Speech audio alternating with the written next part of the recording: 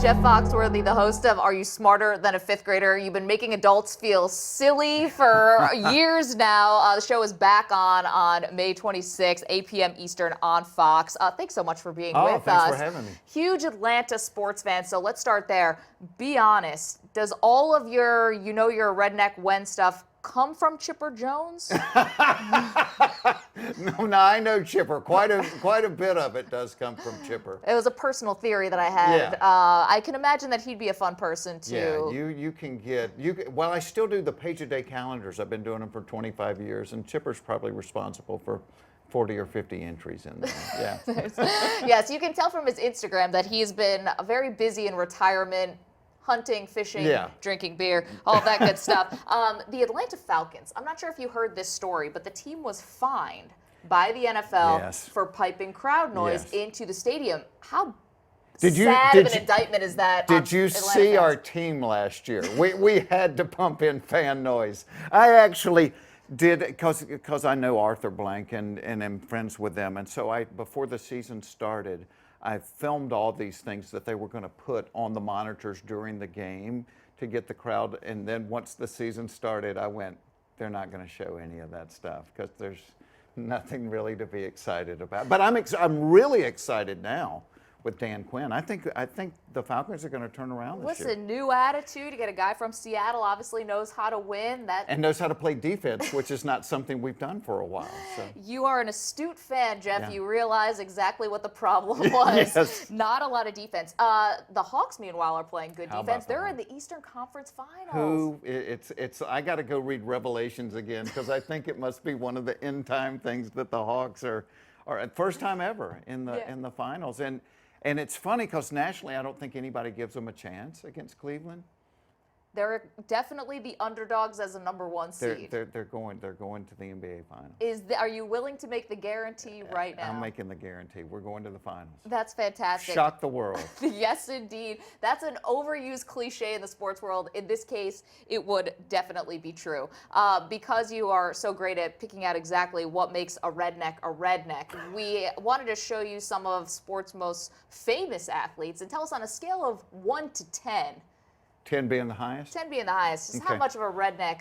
Let's start with World Series champion 3 times and MVP, Madison Bumgarner of the San Francisco Giants. Now, this guy could be such a redneck. He once dated a girl whose name was also Madison Bumgarner. True story. Let me tell you a story about Ned Yost, who is the manager of the Royals, is one of my best friends. In the offseason, Ned's farm is right down the road from my farm. We both bow hunt. And so we were talking about the World Series, and Bumgardner, after the second game that he pitched, he was so dominating. And Ned said, as he finishes in his interviews and he's walking down the dugout, Bumgardner's there. And he's like, man, great job. And all Bumgardner's like, oh, I've always wanted to meet you. I love your hunting shows. I love it when you're on hunting shows. So he's just pitched a great game in the World Series. He wants to talk to Ned about hunting shows. I give Bumgardner a 9. A 9. I mean, it's pretty high up there, considering he gave his wife as a wedding present a pig. He's a 10. We just went from a 9 to a 10. 10 out of 10. All right, this guy you may be familiar with. Of course, his name was Bryant Reeves, nicknamed Big Country. He embodied everything I think that a redneck is. Yes, okay. I'm going to give him a 9 right off the bat because my brother nicknamed himself. We went to Braves Fantasy Camp a few years ago, and they made baseball cards, and so my brother named himself Big Country. That was his name, and they're right there on the same. He's going to be a solid 9. We'll give him the 9. Yeah, look at that. I mean, can you name yourself Big Country? I guess you can, right? You're not supposed to. And to my brother's credit, he refers to himself in the third person now, and he's just shortened it to Big. So. That's a sign you're a redneck. Yes. Let's move on. This guy, obviously very well educated, Stanford grad. Maybe you wouldn't think that he's a redneck, but when Andrew Luck started to grow out his beard, I think he was playing with fire a little bit. Yeah, there it is. I guarantee you there's a French fry in there somewhere. And you're right, Stanford takes away, but the beard adds too, so we'll give him a 7, I think. Because if he would just get rid of the mustache, he could be building barns with the Amish with that thing. So yeah. I didn't know rednecks could also be Mennonites. It works a lot of ways there. Rednecks can be anybody. I mean, it has nothing to do with money. Elvis had $1 billion and he was carpeting the TV and shooting at the televisions. I mean, it has nothing to do with money. I like that distinction. Final one for you. Another guy, big country. This one is a mixed martial artist. Roy Nelson is our. Look at that. I mean, seriously? That he could either be on Swamp People or he could be duck hunting down in Louisiana. Yeah, it's a 10. And the fact that you work without a shirt on.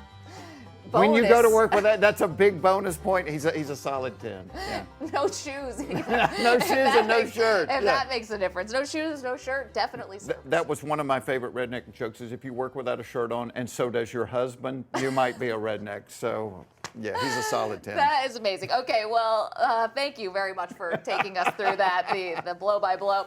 We said May 26, 8 p.m. on Fox, Are You Smarter Than a Fifth Grader is back on TV. We went to a fifth grader, Jeff. Xavier, our producer's nephew who lives in upstate New York.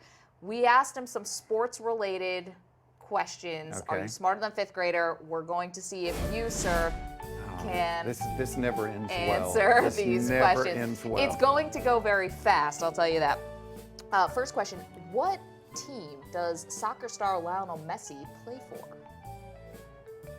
Barcelona? Barcelona, FC Barcelona. That's fantastic. Okay. Second one, who is the all-time most successful closer in Major League Baseball history with 652 saves? For the Yankees, Rivera. Mariano Rivera, Yeah. of course. You're killing this. In what year did the Cubs last win the World Series? Oh my gosh, 08?